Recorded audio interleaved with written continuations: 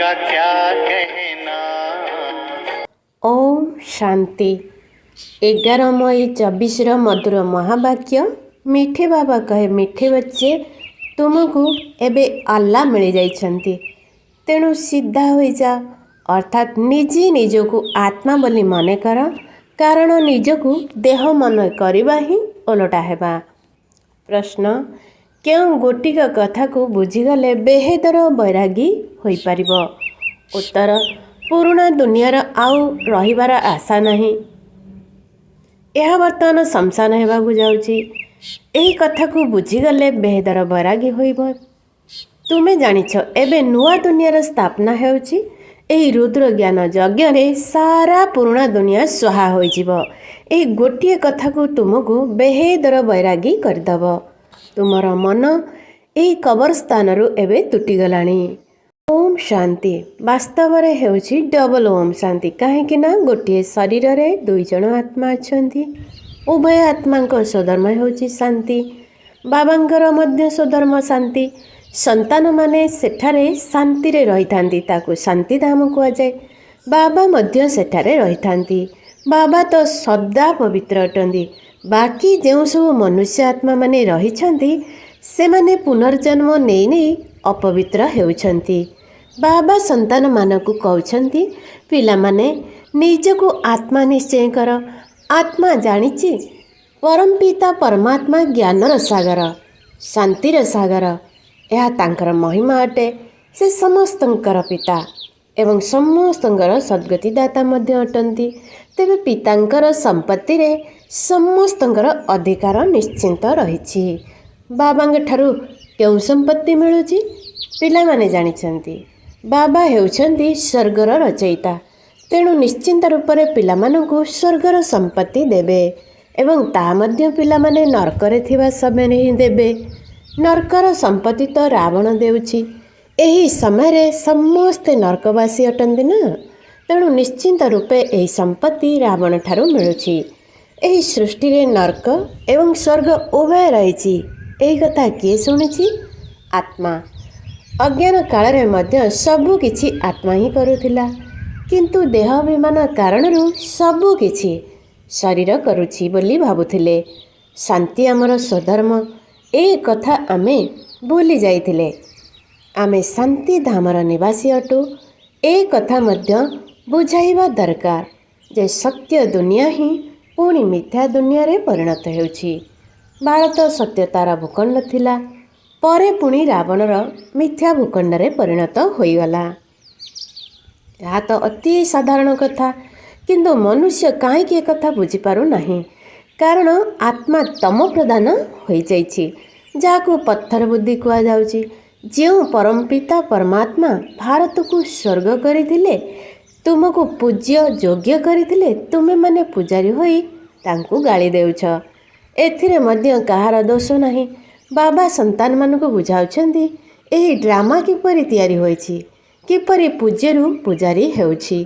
बाबा बुझाउछंती आजि ठारू 5000 वर्ष पूर्वरु भारत रे आदि सनातन देवी देवता धर्म थिला।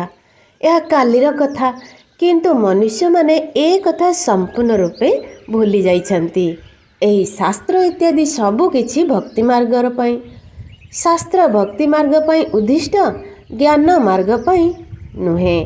ज्ञान मार्गर कौनसी शास्त्र नाही। बाबा ही कल्प कल्प आसी देवता पद प्राप्ति कराइबा पई संतान मानकु ज्ञान प्रदान करछंती। बाबा पाठ पढ़ाउछंती, पुणी एही ज्ञान प्राय लोप हो जाउछि। सत्य युगरे कौनसी शास्त्र नथिला, कारण सत्य युग होछि ज्ञान मार्गर प्रारब्ध। अविनाशी पितांग ठारू तुमको 21 जन्मर अविनाशी संपत्ति मिली थाए।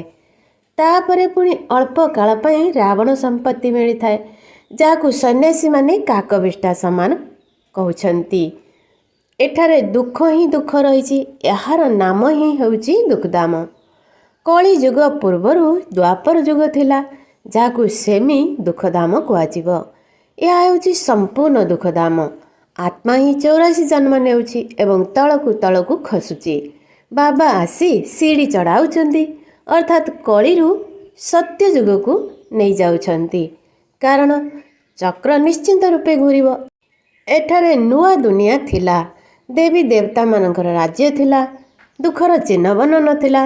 ତେଣୁ ଦର୍ଶାଯାଇଛି ଯେ ବାଘ ଓ ଛେଳି ଗୋଟିଏ ଘାଟରେ ପାଣି ପିଉଥିଲେ। ସେଠାରେ କୌଣସି ପ୍ରକାରର ହିଂସା ନଥିଲା। ସେଇଥିପାଇଁ ଅହିଂସା ପରମ ଧର୍ମ, ଦେବୀ ଦେବତା ଧର୍ମ ବୋଲି କୁହାଯାଏ। ଏଠାରେ ତ କେବଳ ହିଂସା ହିଁ ରହିଛି। ପ୍ରଥମେ ହିଂସା ହେଉଛି କାମ ବିକାରର ବଶୀଭୂତ ହେବା। ସତ୍ୟ ଯୁଗରେ କୌଣସି ବିକାରୀ ନଥାନ୍ତି, ସେଥିପାଇଁ ତାଙ୍କର ମହିମା ଗାନ କରାଯାଇଥାଏ।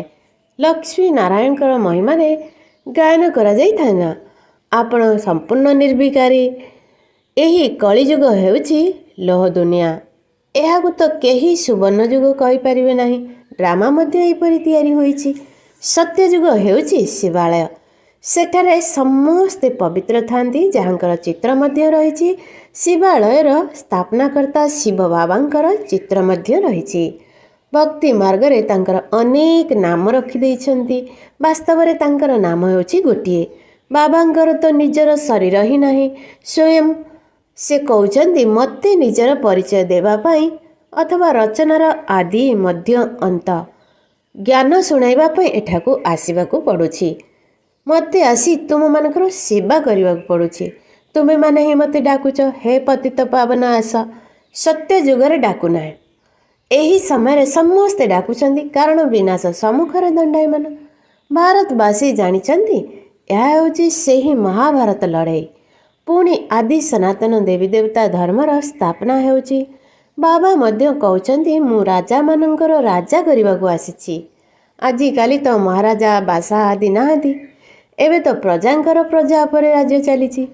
ପିଲାମାନେ ବୁଝୁଛନ୍ତି ଯେ ଆମେ ଭାରତବାସୀ ଧନବାନ ଥିଲୁ, ହୀରା ଲୀଳାର ମହଲରେ ଥିଲୁ, ନୂଆ ଦୁନିଆରେ ଥିଲୁ।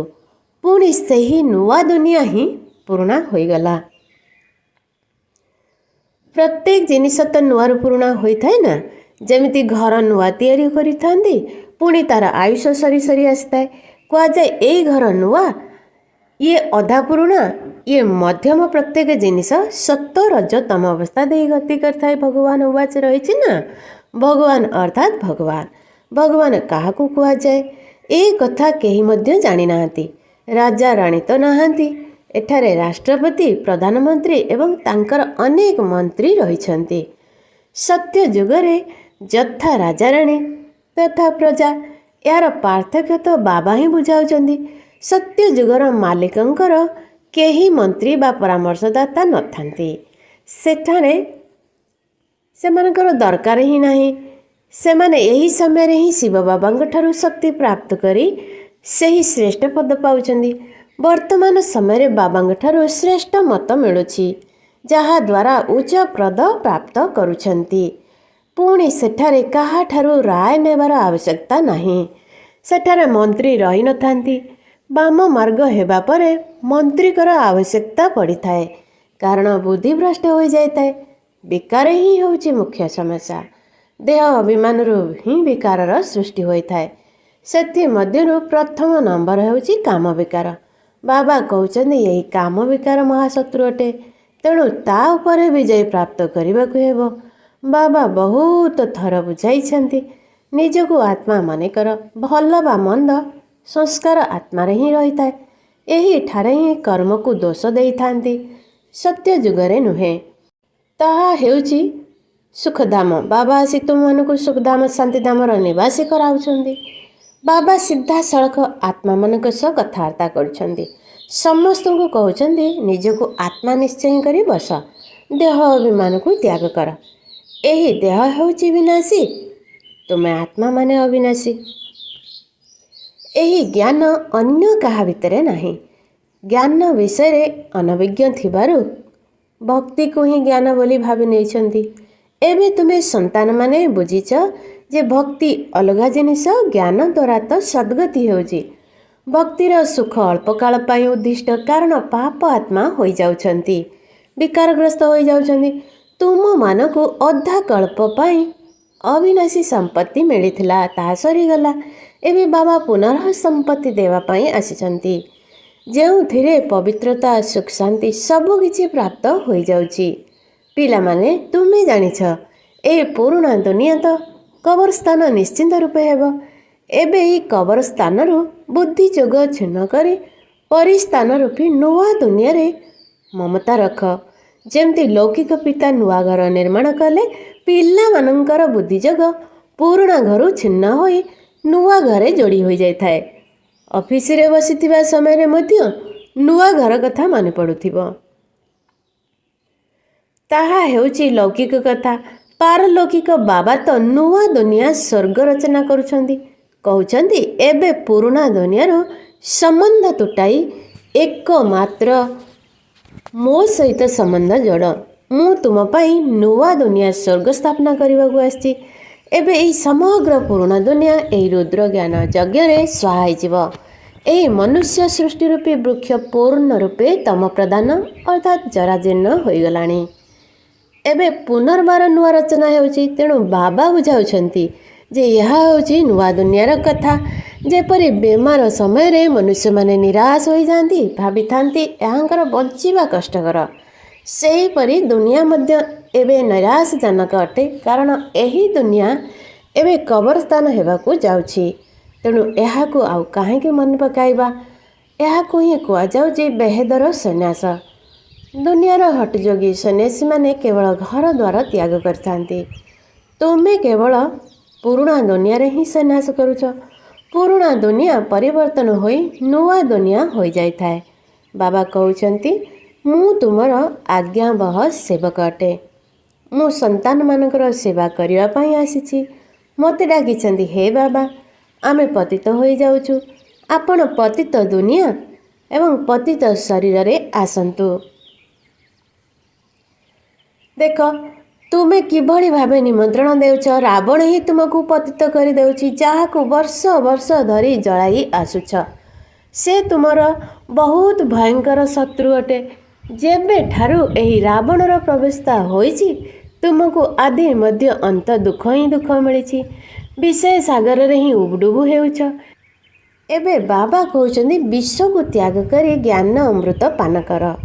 ଅଧା କଳ୍ପ ରାବଣ ରାଜ୍ୟରେ ତୁମେ ବେକାରଗ୍ରସ୍ତ ହେବା କାରଣରୁ ହିଁ କେତେ ଦୁଃଖୀ ହୋଇଯାଇଛ।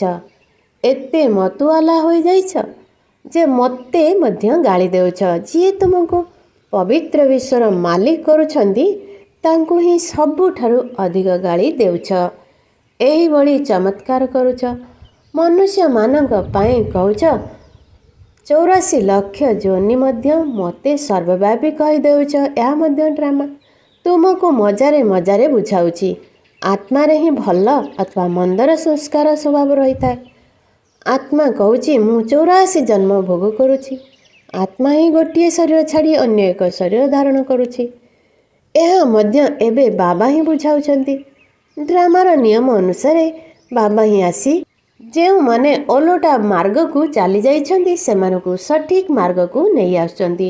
ମଧୁର ସନ୍ତାନମାନଙ୍କୁ ବାବା କହୁଛନ୍ତି ଏଠାରେ ତୁମେ ଓଲଟା ହୋଇ ଅର୍ଥାତ୍ ଦେହ ଅଭିମାନୀ ହୋଇ ବସ ନାହିଁ।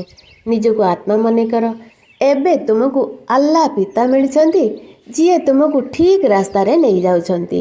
ରାବଣ ତୁମକୁ ଓଲଟା ରାସ୍ତାରେ ନେଇଯାଉଛି। ପୁଣି ଠିକ୍ ରାସ୍ତାରେ ଯିବା ପାଇଁ ତୁମେ ନିଜର ପୂର୍ବ ଅବସ୍ଥାକୁ ଫେରି ଆସୁଛ। ଏହା ହେଉଛି ଗୋଟିଏ ନାଟକ। ଏହି ଜ୍ଞାନ ବାବା ହିଁ ଆସି ବୁଝାଉଛନ୍ତି। ଭକ୍ତି ଭକ୍ତି ଅଟେ ଏବଂ ଜ୍ଞାନ ଜ୍ଞାନ ଅଟେ। ଭକ୍ତି ବିଲକୁଲ ଭିନ୍ନ ଅଟେ।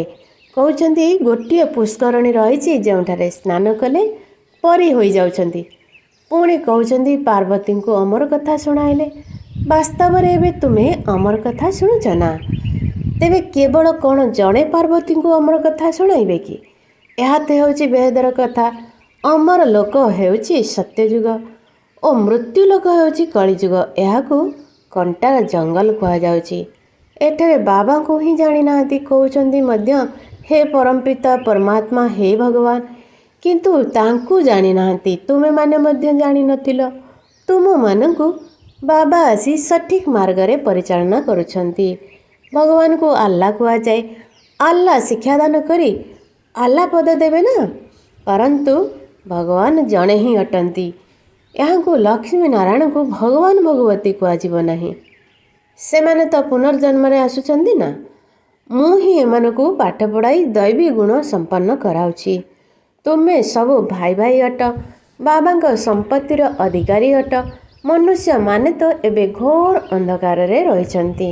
ଆସୁରୀ ସମ୍ପ୍ରଦାୟ ଅଟନ୍ତି ନା? କହୁଛନ୍ତି କଳି ଯୁଗ ତ ଏବେ ଛୋଟ ପିଲା ଭଳି ଗୁରୁଣ୍ଡୁଛି, ଭାବୁଛନ୍ତି ଏବେ ବହୁତ ବର୍ଷ ବାକି ଅଛି। ତେବେ କେତେ ଅଜ୍ଞାନ ନିଦ୍ରାରେ ଶୋଇଛନ୍ତି। ଏହା ମଧ୍ୟ ଖେଳ ଅଟେ। ଆଲୋକରେ ଦୁଃଖ ମିଳିନଥାଏ, ଅନ୍ଧାର ରାତ୍ରିରେ ଦୁଃଖ ମିଳିଥାଏ। ଏ କଥା ମଧ୍ୟ କେବଳ ତୁମେ ହିଁ ବୁଝୁଛ ଏବଂ ଅନ୍ୟମାନଙ୍କୁ ମଧ୍ୟ ବୁଝାଇ ପାରୁଛ। ପ୍ରଥମେ ତ ପ୍ରତ୍ୟେକ ମନୁଷ୍ୟକୁ ବାବାଙ୍କର ପରିଚୟ ଦେବାକୁ ହେବ। ଦୁଇ ଜଣ ପିତା ତ ସମସ୍ତଙ୍କର ଥାଆନ୍ତି। ବିନାଶୀ ପିତା ବିନାଶୀ ସୁଖ ଦେଇଥାନ୍ତି, ଅବିନାଶୀ ପିତା ଅବିନାଶୀ ସୁଖ ଦେଇଥାନ୍ତି। ଯେହେତୁ ଶିବରାତ୍ରି ପାଳନ କରୁଛନ୍ତି, ତେଣୁ ନିଶ୍ଚିନ୍ତ ରୂପେ ବାବା ସ୍ୱର୍ଗ ସ୍ଥାପନା ପାଇଁ ଆସୁଛନ୍ତି। ଯେଉଁ ସ୍ୱର୍ଗ ଅତୀତ ହୋଇଯାଇଛି ତାର ପୁନଃ ସ୍ଥାପନା କରୁଛନ୍ତି। ବର୍ତ୍ତମାନ ହେଉଛି ତମ ପ୍ରଧାନ ଦୁନିଆ ନର୍କ। ଡ୍ରାମାର ନିୟମ ଅନୁଯାୟୀ ନିର୍ଦ୍ଦିଷ୍ଟ ସମୟରେ ମୁଁ ଆସି ନିଜର ଅଭିନୟ କରିଥାଏ। ମୁଁ ତ ନିରାକାର ଅଟେ। ମୋର ମୁଖ ତ ନିଶ୍ଚିତ ରୂପେ ଦରକାର। କ'ଣ ବୃଷଭ ମୁଖର ଆଧାର ନେବି? ଯିଏ ବହୁତ ଜନ୍ମର ଅନ୍ତିମ ଜନ୍ମରେ ବାନପ୍ରସ୍ଥ ଅବସ୍ଥାରେ ପହଞ୍ଚିଛନ୍ତି, ମୁଁ ତାଙ୍କ ମୁଖର ଆଧାର ନେଉଛି, ତାଙ୍କ ଶରୀରରେ ପ୍ରବେଶ କରୁଛି। ଇଏ ନିଜର ଜନ୍ମଗୁଡ଼ିକୁ ଜାଣିନାହାନ୍ତି। ଆଚ୍ଛା, ମିଠେ ମିଠେ ଶିଖିଲ ଦେଇ ସନ୍ତାନମାନଙ୍କ ପ୍ରତି ମାତା ବାପଦାଦାଙ୍କର ମଧୁର ସ୍ନେହଭରା ସ୍ମୃତି ସୁପ୍ରଭାତ। ଆତ୍ମିକ ପିତାଙ୍କର ଆତ୍ମିକ ସନ୍ତାନମାନଙ୍କୁ ନମସ୍ତେ।